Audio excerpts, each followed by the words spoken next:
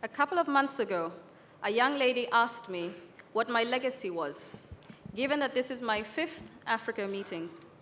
5 years ago, on the global level, Africa was being touted as the next India. Today, there seems to be a mixed view. All I can say is that if one has been across Africa over this period, significant changes for the better are apparent. Obstacles are present, setbacks emerge, and the steady march to a better Africa continues.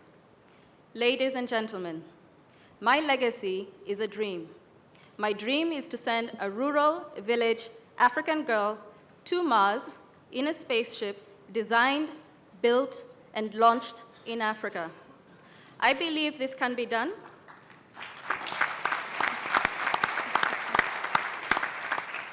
I believe this can be done because it is not a new dream. Almost 60 years ago, President John F. Kennedy dreamt of sending a man to the moon, and it laid the foundation for a substantive space industry and spawned new breakthroughs such as medical technologies, weather forecasting, computer technology, and telecommunications. What is different about my dream is that with the 4th Industrial Revolution, Africa can create tomorrow's industries today faster and better. I believe this can be done because the commitment is there. 70% of Africans are younger than 30 years. 1,000 global shapers across 94 African cities, represented here by 50, please rise, launched the hashtag Internet for All campaign a month ago and sparked a regional and global conversation about the impact the internet is already having on their lives. By social media metrics, over 160 million potential impressions have occurred since 7th April 2016. I believe this can be done because the seeds are being planted. And during this gathering, you'll hear about Rwanda's reach beyond digital by establishing Africa's first quantum research institute, as well as the efforts to inspire the current generation of schoolgirls to equip themselves with the skills to launch Africa's first non-commercial satellite in 2017. Ladies and gentlemen, this plenary session will explore how Africa can master the 4th Industrial Revolution. My view is that if this August gathering of national, regional, and global leaders here think the unthinkable, imagine the unimaginable, and do the undoable, why not? And ladies and gentlemen, as you all know, our founder and executive chairman, Professor Schwab, coined in his recent book the term of the 4th Industrial Revolution. And now we are here to answer the question how Africa can use the opportunities of the 4th Industrial Revolution for economic growth and social prosperity. And the challenge is pretty clear. Alone in the Northern Corridor, we are talking about 160 million people without any access to the internet. That's more than 75%. And that means they can all not benefit from the opportunities given by the 4th Industrial Revolution. And in this context, we all know that one of the biggest challenges is the question of investment into infrastructure. Means investment into basic infrastructure, such as electricity, as well as investment into more advanced infrastructure, such as broadband. But the good news is, Africa is a continent of hope and opportunity. And a recent study says that we, of course, have all in a collaborative effort the opportunity to bring in the next 3 years more than 75 million people in addition online. So, Mr. President, allow me to raise the first question to you. What are the concrete next steps of the Rwandan government in order to foster the initiative Internet for All? Well, we've looked at 3 key things. One is, it's all about investments. How do we invest and how do we prioritize these investments in order for us to avail the internet for all and avail access and affordability. But access is also to do with infrastructure. So we are looking at investments in infrastructure It's about human capital. And then how do we create businesses around that so that everybody participates and benefits from that. And what Rwanda has done from the outset has been investment in these areas. We have invested in broadband infrastructure that covers the whole country. We have close to 4,000 kilometers fiber optic running from one place to another across the country. And we have also invested in the institutions that will avail the knowledge and skills required for people to benefit when they use the internet that is available.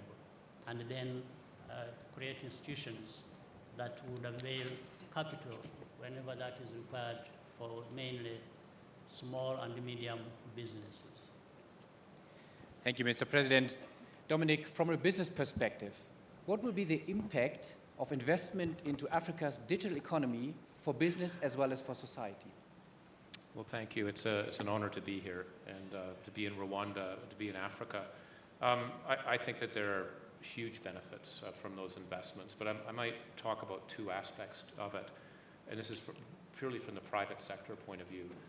First of all, this infrastructure is required, and the President talked about the need for the pension funds and actually private capital to come in here. We need the power, we need electricity, as you've talked about many times, to be able to enable the fourth industrial revolution to occur, to be able to link up those 180 million people that you're talking about.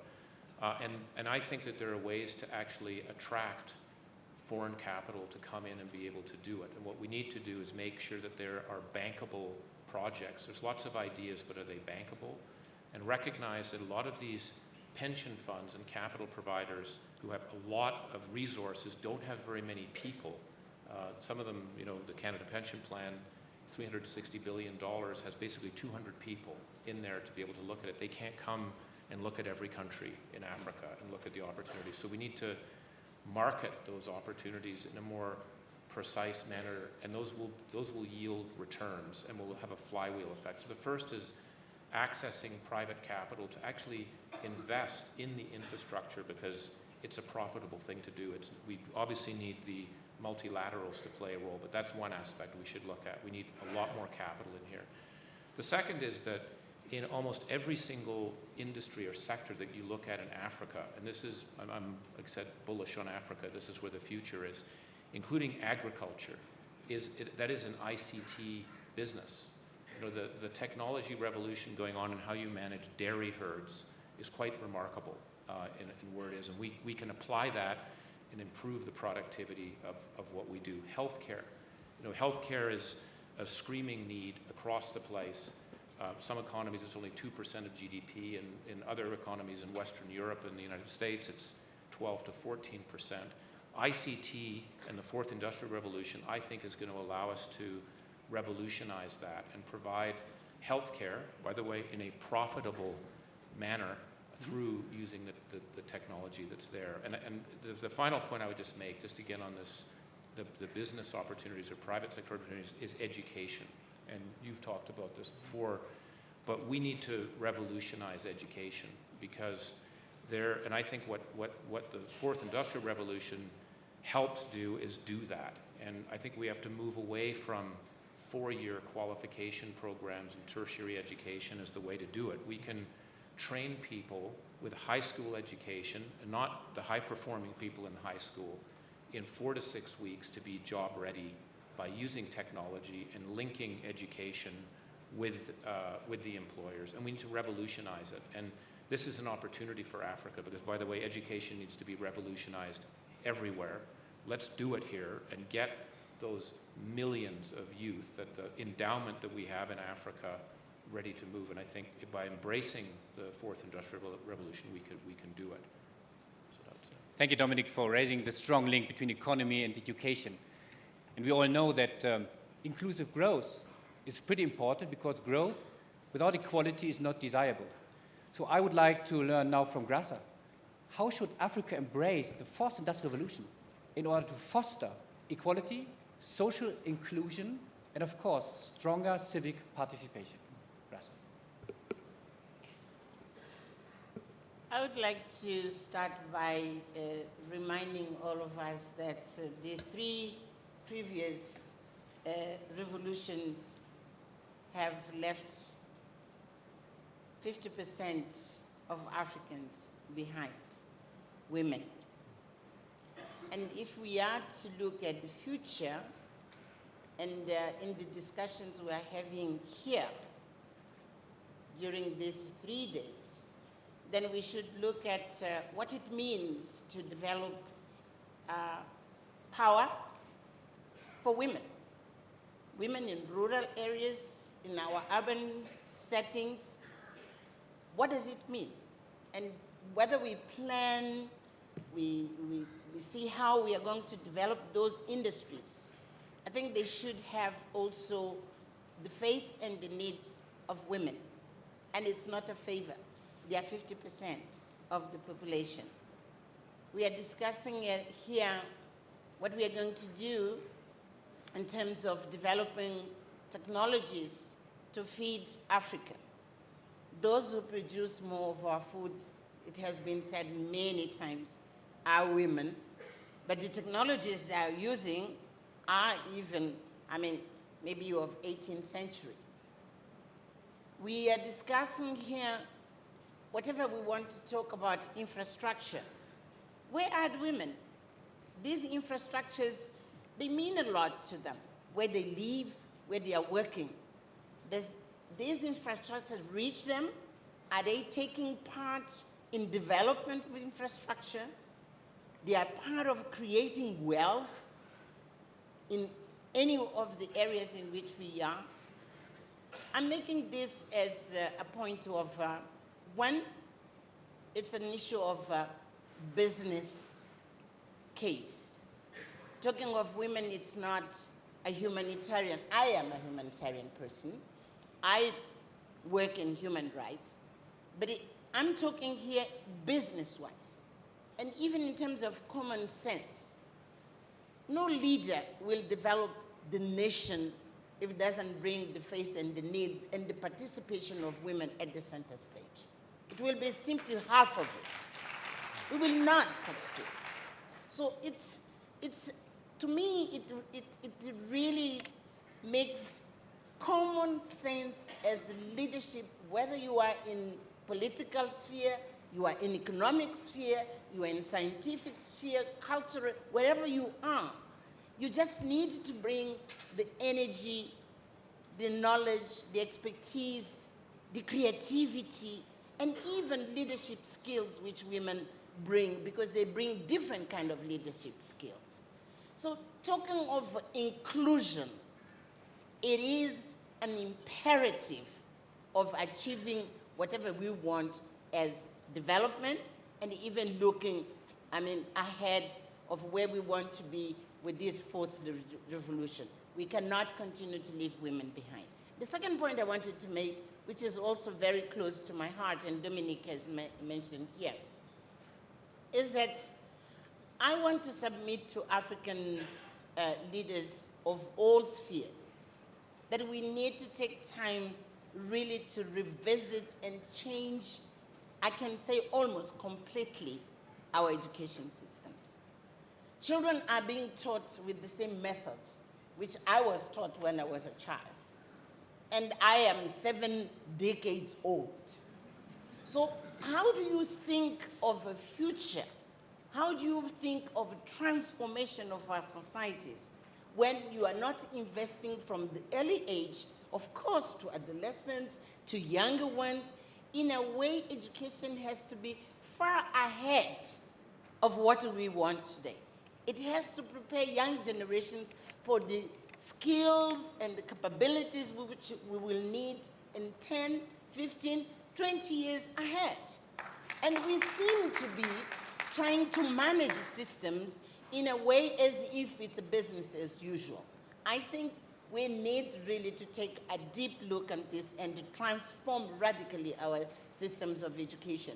I want to mention very quickly here that the initiative of having the African Leadership Universities, it's exactly that creative disruption which we are bringing, where we combine the classroom as such, but business is in to say what it is which are the requirements of the productive world if you are to prepare young people then to be employable, as you say, even if it's for them to start their own business.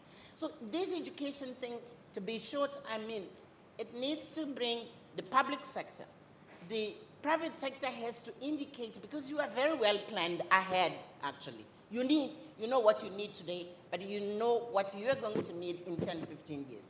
Tell the public system to reform on the basis of the needs of productive world. Bring scientists who can research to bring to our continent the best practices which exist all over the world, so that we can reform, we can change, but we take advantage of what has been proven to be effective somewhere else, and then we can talk of the so-called leapfrog, which we talk about here. So I want to end saying, we can think of, of the fourth revolution, but this continent has almost 60 million kids who are out of school.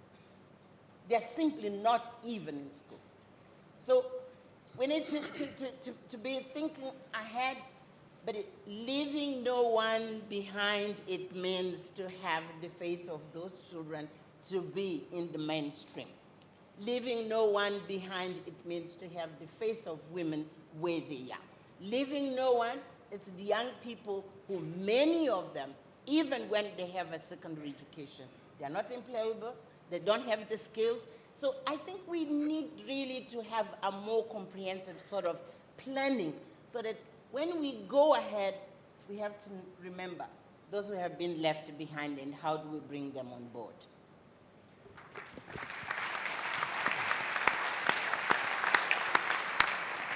Thank you, Gracia, and I think we all couldn't agree more that one learning of the first three industrial revolutions is that no country, no continent should be left behind, particularly in light of the fourth industrial revolution. And that brings me then to Dr. Adesina. So from your perspective, as the president of the African Development Bank, what should Africa do in order to be part of the development in the light of the fourth industrial revolution? Well, thank you very much. First, let me thank you, President Kagame, for inviting us here and also to be in this beautiful city of Kigali. Let me say that we can talk about the first industrial revolution, the second, the third. We can go to the 10th industrial revolution. It really doesn't matter. There are certain fundamentals you must get right in any revolution. The first one is Africa today doesn't even have electricity.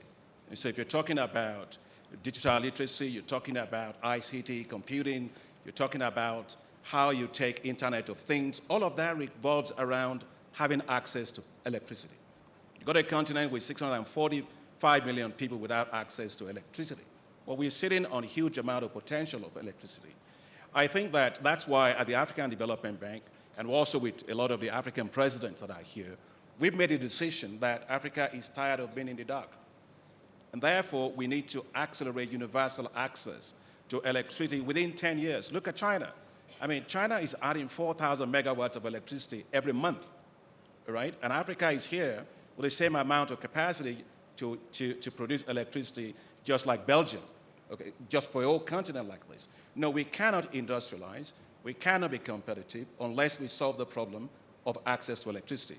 And that's why the African Development Bank launched what's called the New Deal on Energy for Africa to drive that universal access to electricity, and will invest about $12.5 billion in 5 years in working with other partners to be able to solve that problem.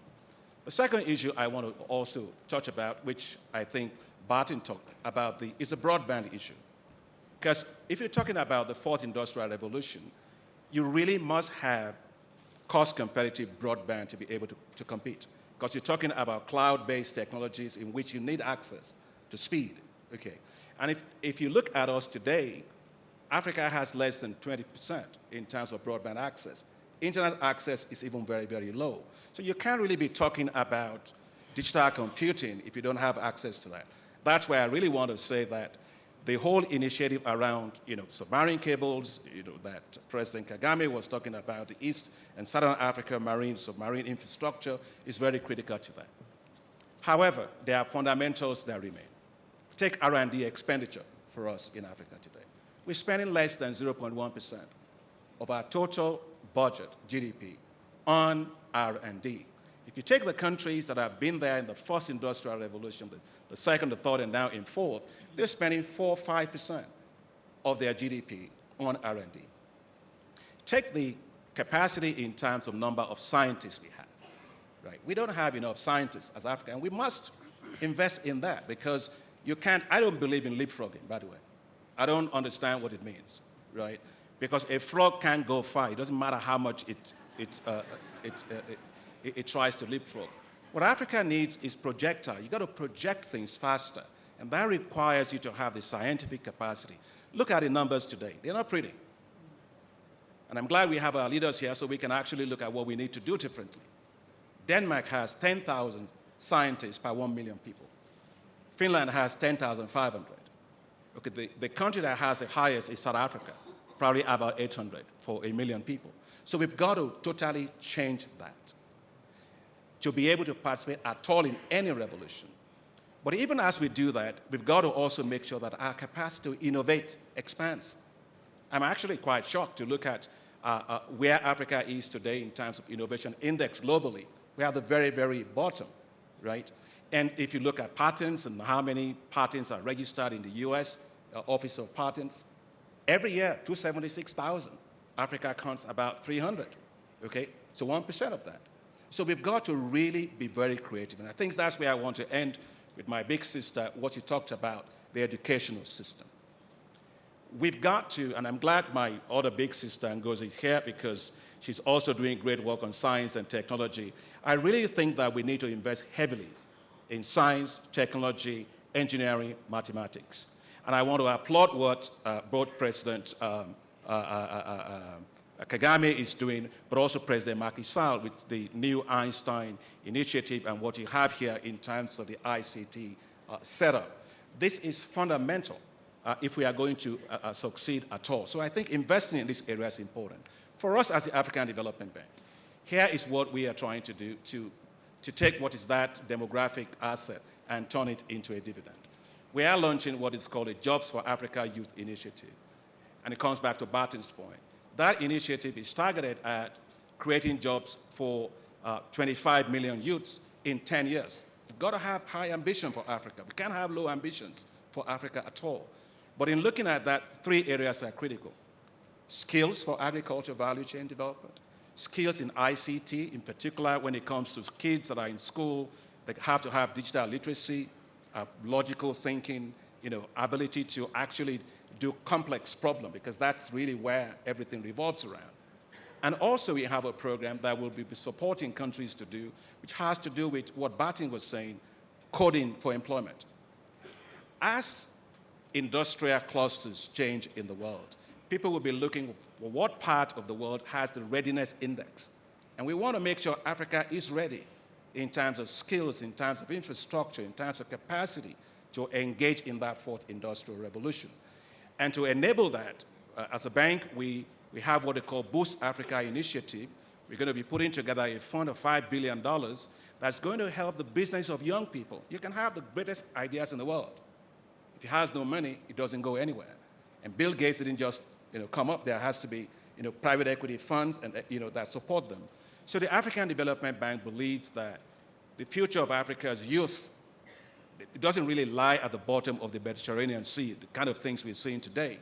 It lies in tapping their talent, tapping their entrepreneurship, and putting our resources behind them.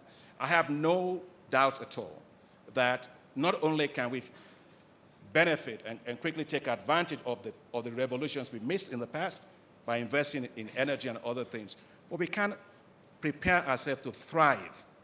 We have to thrive, even for that 4th industrial revolution. So I believe the future for Africa is great, and I'm sure as we do these things, we'll be able to do quite well. Thank you.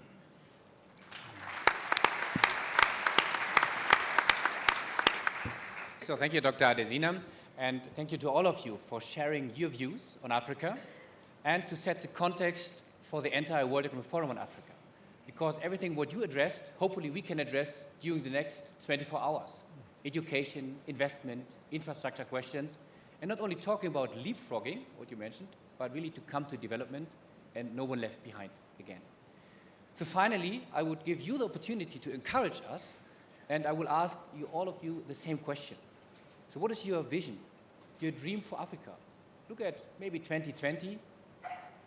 What will be Africa look like in 2020 in the light of the different industrial revolutions?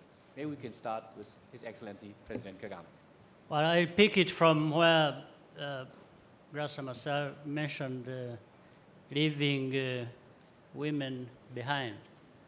You see, Africa's problem is much bigger than that. We have women left behind, not involved as they should and having their rights as they should.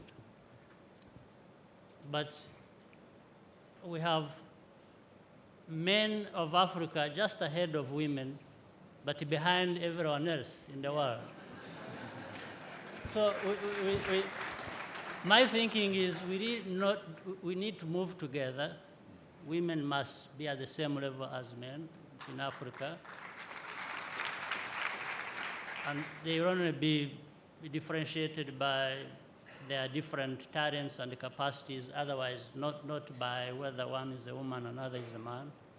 But the main thing here is for us, Africa cannot afford and should not tolerate playing catch-up all the time on everything, given what is happening elsewhere in the world. So I think in another 5 years, 10 years, Africa, we should do something about it, and we are capable of doing that.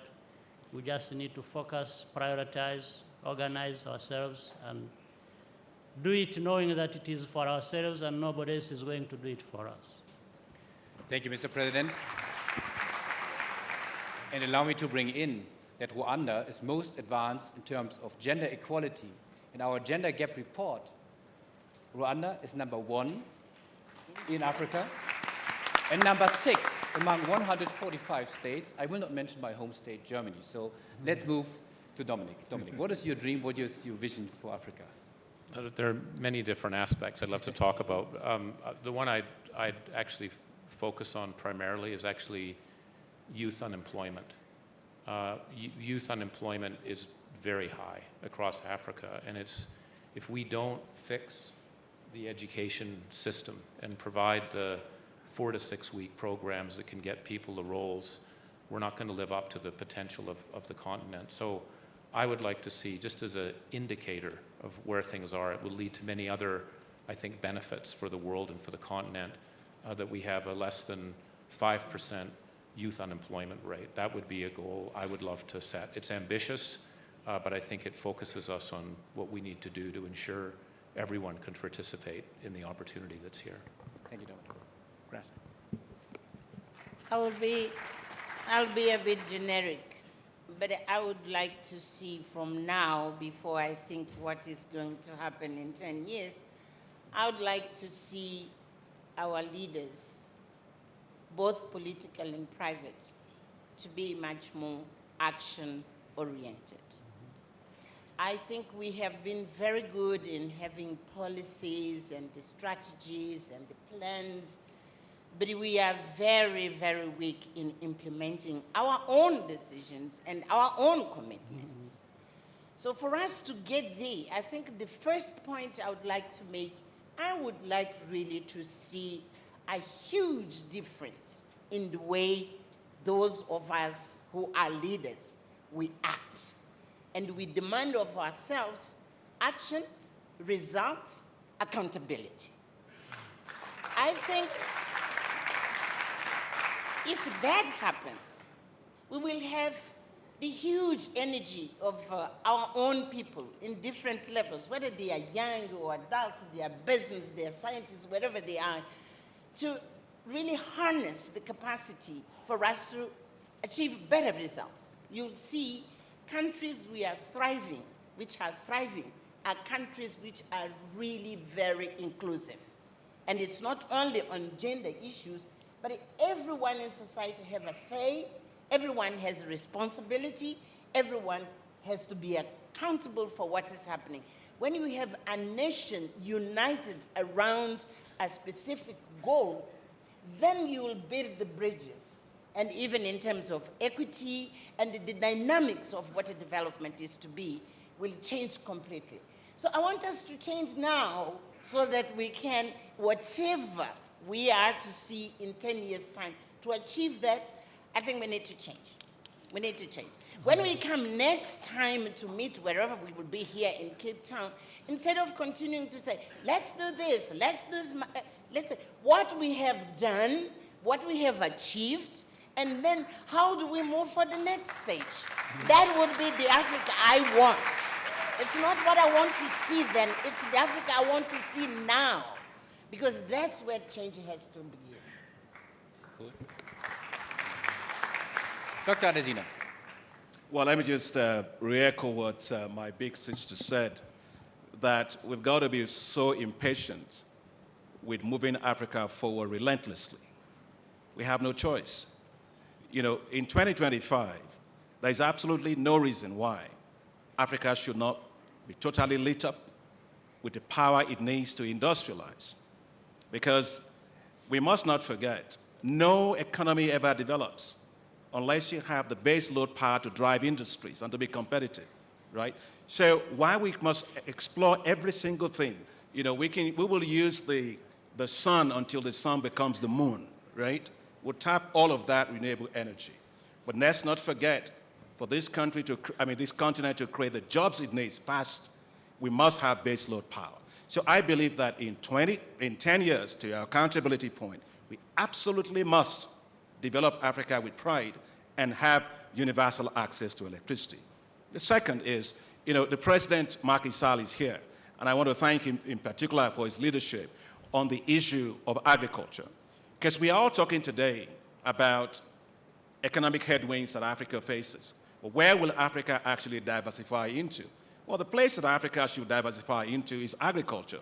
We have massive amount of potential in that, right? Nobody drinks oil, nobody smokes gas, everybody eats food, right?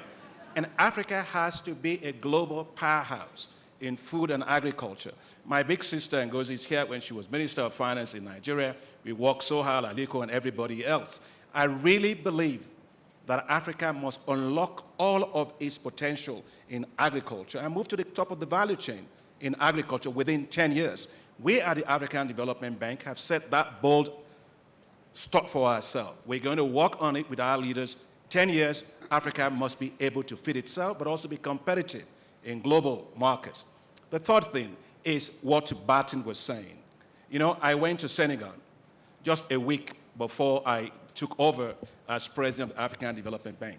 I went to this place, which is I think is the Gore Island, and the president was generous to allow me to take me there. When I went over there, I stood at that place we had called the door of no return. And as I stood there, with all the emotions and all of that, I got back into my car, and I asked myself the question, when the slaves were being taken out of here, they left against their own volition. They were pushed in on boats and just pushed outside, right? But here we are, with a lot of Africa's youth, the future of Africa, voluntarily pushing themselves into rickety boats to go to the Mediterranean on their way to Europe. No, that's not what we need. What we need is to revolutionize our continent, to create the jobs, opportunities for our youth to be here so that we can develop with pride. There is nothing. I mean, there's nothing to be proud about the fact that we lost 3,500 young people sitting at the bottom of the Mediterranean Sea. That's an embarrassment for us as Africans. And I think this is what we need to really do. I want to agree with Grassa. We must hold ourselves accountable for these things. We've got to push very, very hard. We've got no choice but to leave a development dividend on this continent. But for those that think Africa has these huge ambitions, I just got one word for you. It's the fact that we have no choice than to be ambitious on this continent. And because I really believe that in 10 years, this will be a continent that is prosperous, with inclusive growth, I agree with my sister, but also a continent that finally will have developed with pride, and all the things that people used to say, we can't feed ourselves, we can't have electricity, no, that will be gone. We will have been able to do that by the special grace of God, I must say. Thank you. Thank you again for sharing these encouraging views. And ladies and gentlemen, what Grassard claimed, and Professor Schwab mentioned, I'm convinced we are a community, as a community of the World Economic Forum, a community of action. I would bet that all of you, 1,200 participants, have similar ideas in mind, dreams and visions for Africa. And that means now it's on all of us to use these World Economic Forum in Africa 2016 to turn these ideas, dreams and visions into reality. So thank you again to these extraordinary panelists. Thank you very much to all of you.